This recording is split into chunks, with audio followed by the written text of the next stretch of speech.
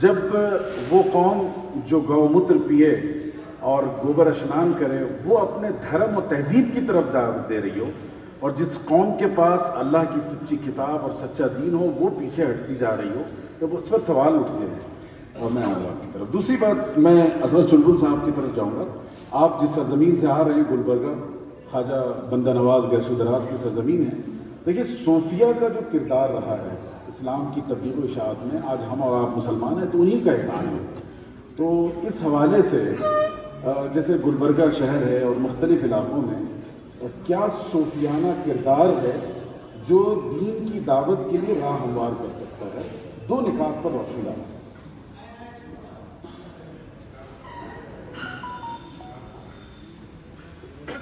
السلام علیکم ورحمۃ اللہ وبرکاتہ۔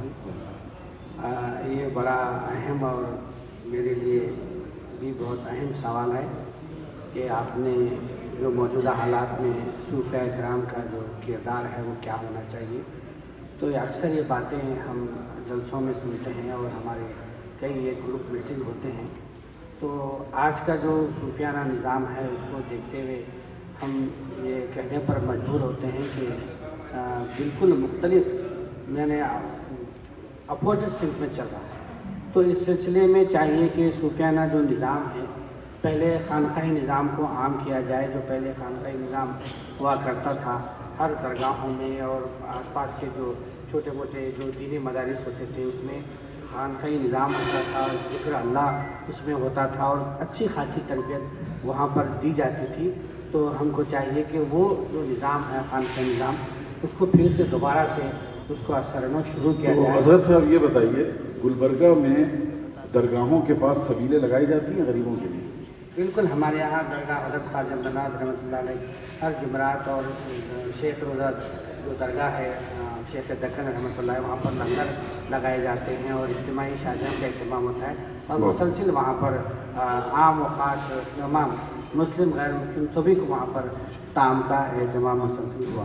دیکھیے یہ ایک لفظ ہے امیج بلڈنگ، کہ آپ اپنی تصویر سازی کریں، اپنی شخصیت کا ایک خاص رخ متعین کریں۔ اس سلسلے میں سکھ کمیونٹی بہت کامیاب ہے کہ انہوں نے جس طریقے سے لنگرز لگا، حالانکہ بہت ہی مائنر کمیونٹی ہے لیکن یہ ان کی آئیڈینٹی بن گئی لنگر، کہ وہ جو ہے غریبوں کو بغیر بھید بھاؤ کے سب کو کھلاتے ہیں۔ درگاہوں سے یہ کام جتنا پریکٹیکلی ہو سکتا ہے وہ ہمارے شاید مدرسوں اور دوسرے اداروں سے نہیں ہو سکتا۔ تو جو آستانوں سے درگاہوں سے جڑے ہوئے لوگ ہیں، ملی کونسل ان کو یہ میسج دیتا ہے کہ آپ اپنے عطیات کے ذریعے سے اور درگاہوں کے آستانوں کے ذریعے سے لوگوں کو کھانا کھلایا کریں۔ رسول اللہ صلی اللہ علیہ وسلم نے مدینہ پہنچ کر جو سب سے پہلا سرکاری خطاب فرمایا، اس خطاب میں آپ صلی اللہ علیہ وسلم نے لوگوں کو بہت ذکر و اذکار کی دعوت نہیں دی، 3 باتوں کا حکم دیا۔ یا ایھا الناس اطعموا الطعام، سب سے پہلا حکم، اے لوگوں بھوکوں کو کھانا کھلاؤ۔ تو یہ جو سنت ہے رسول اللہ صلی اللہ علیہ وسلم کی، وہ 24 سالہ ماقبل بعثت میں بھی کامن تھی، بقیہ بعثت کے بعد کی زندگی اور ہجرت کے بعد بھی کامن تھی۔ اس پریکٹس کو ملی کونسل کا شعبہ دعوت و تبلیغ اپنی عملی سرگرمیوں کا حصہ بنائیں، چاہے فوڈ بینکس بنائے جائیں یا کسی بھی طریقے سے ہر گھر میں نان شبینہ پہنچے اور کوئی بھوکا نہ سوئے۔ اب میں اس کے بعد اگلے پینلسٹ کی طرف آؤں گا، محترم جناب سلیمان خان صاحب۔ سلیمان خان صاحب یہ بتائیے کہ تحفظ شریعت و اصلاح معاشرہ یہ بہت ہی